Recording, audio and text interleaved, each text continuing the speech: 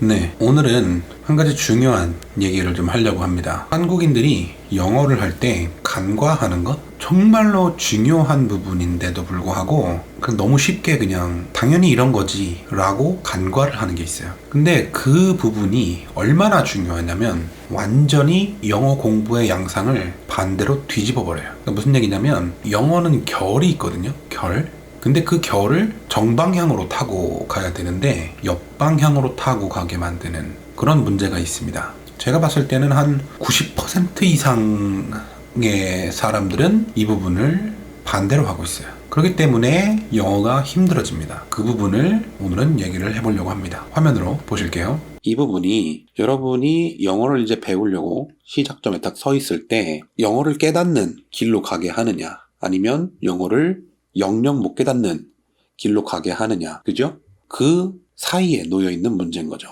네, 이번 영상에서는 한국인들이 영어를 공부할 때 가장 많이 하는 실수에 대해서 얘기를 해보려고 합니다. 이 부분은 정말로 중요합니다. 왜 그러냐면 영어에 대한 관점을 완전히 정반대로 생각하는 사람들이 많이 있거든요. 가령 영어가 이쪽 방향으로 선순환 하는 어떤 체계라고 했을 때 이거를 완전히 반대 방향으로 선순환이 아니라 악순환을 돌리는 그런 분들이 많이 계십니다. 그럼 이제 어떤 문제가 생기냐면 영어를 득도하는 거는 그냥 불가능해져요. 제가 오늘 이야기할 것이 어떻게 보면 되게 사소한 건데 거기서부터 시작이 됩니다. 이 악순환이라는 게. 또는 선순환도 거기서부터 시작이 됩니다. 그렇기 때문에 오늘 영상은 좀 중요해요. 꼭 이 부분을 유념하시고 공부를 하셔야 여러분이 영어에서 성공할 수가 있습니다. 그럼 그 부분이 뭐냐? 간단한 겁니다. 간단한 건데 의외로 이런 분들 많을 겁니다. 자, 보세요. of B 이렇게 있죠? 그럼 이거 여러분 어떻게 해석하시죠? 자, 첫 번째 A의, 두 번째 A, B의 해서 이렇게 어느 쪽입니까? 만약에 여러분이 1번 방법으로 하고 계시다고 한다면 영어를 깨닫기가 좀 힘드실 겁니다.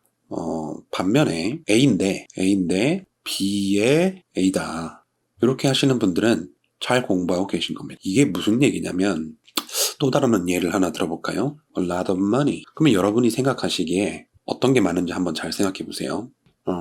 이렇게가 덩어리인가요? 아니면은 여기서 잘라서 이게 하나의 덩어리고 이게 하나의 덩어리인가요? 어느 쪽이죠? 여러분들이 만약에 이렇게 묶어서 생각을 하고 계시다면 그러니까 뭐 a lot of 블라블라 이런 식으로 얘를 뭐라고 이제 해석을 합니까? 많은 뭐뭐 이런 식으로 공부를 하고 계시다면 조금 죄송한 말씀이지만 공부를 잘못하고 있는 겁니다. 여기서 잘못하고 있다, 공부를 잘못하고 있다라는 건 뭐냐면 이런 식으로 공부를 했을 때 고생은 고생대로 하고 영어를 깨닫지는 못하게 된다라는 뜻입니다. 왜 그러냐면 지금 이런 식으로 다시 한번 이제 보여드리면 a lot of money 이렇게 돼 있을 때 여기를 a lot of money 이렇게 돼 있을 때 여기를 덩어리로 보고 지금 이 money 하는 이 부분을 뭔가 바꿔 끼는 식으로 하는 거죠. 뭐 a lot of water, 그죠? a lot of cats, 뭐 a lot of 뭐 air, 뭐 이런 식으로 그렇게 하게 되면 무슨 일이 벌어지냐면 외울 것이 늘어납니다.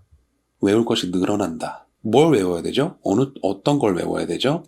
a lot of라는 표현 자체를 외워야 돼요. 그러면 영어에서 a lot of만 있나요? 많죠? 다른 거 겁나 많아요. 이런 식으로 묶어서 외우라고 하는 것들이 겁나 많다고. 더군다나 그 뒤쪽에 붙는 단어들 있죠. 여기에 money만 오는 게 아니에요. water만 오는 게 아닙니다. cats만 오는 게 아니죠. 다른 여러 가지 단어가 오게 되죠. 그걸 다 외워서 서로 갈아 끼는 방식으로 공부를 하게 돼요. 저는 뭐라고 생각하냐면 사람들이 자기 자신의 기억력을 대단히 과신한다고 생각합니다. 무슨 얘기냐? 여러분들이 다 외울 수 없어요. 영어 하실 때 다 외우실 수 없다고요. 그렇기 때문에 지금과 같이 암기를 통해서 영어를 공부를 하시게 되면 진짜 고생은 고생대로 하고 영어를 깨닫지는 못하게 된다라는 겁니다. 제가 아까 처음에 말씀드렸어요. 뭐라고요? 선순환, 그죠? 우리는 선순환을 일으켜야 됩니다. 영어는 결이 있어요. 결. 그 자체가 생겨먹은 결이 있다고. 그걸 따라가셔야 쉽게 배워요. 근데 어떻게 해요? 대부분 사람들, 제가 봤을 땐 거의 90% 이상은 방금 제가 말씀드린 방식대로 이런 식으로 공부를 해요. 그래서 영어는 그 자체가 결이 있는데 그거를 완전히 역행하는 방향으로 공부하는 사람들이 저는 한 90% 정도의 사람들은 다 영어를 역행하는 방식으로 공부하고 있다고 생각을 합니다. 아마 실제로도 그럴 거예요. 예, 이거는 뭐 제가 그냥 어떤 사람은 뇌피셜이라고 얘기할 수도 있는데 제가 지금까지 목격해온 대부분의 학생들, 대부분의 영어를 공부하는 사람들은 다 영어를 반대 방향으로 공부를 하고 있어요. 제가 얼라드 오브 또 A 오브 B 이런 걸 통해서 표현하고자 했던 게 뭐냐면 이게 A의 B 이런 식이 아니라는 거예요. 그럼 어떻게 돼 있다는 거예요? 여기서 잘려 있다는 거예요. B의 A라고 뒤에서 앞으로 꾸미는 거라고요. 이런 걸 뭐라 그래요? 이런 걸 전치수식이라고 해요. 전치수식. 그래서 이 오브 이런 걸 뭐라고 불러요? 전치사라고 불러요. 이 전치사라는 거는 그 앞에 무슨 명사만 오는 게 아니에요. 그죠? 지금 제가 쓴 거 a lot이라는 거는 명사를 쓴 건데 명사만 오는 게 아닙니다. 뭐 look at, 그죠? 뭐 get into, 뭐 이런 식으로 뭐 believe in,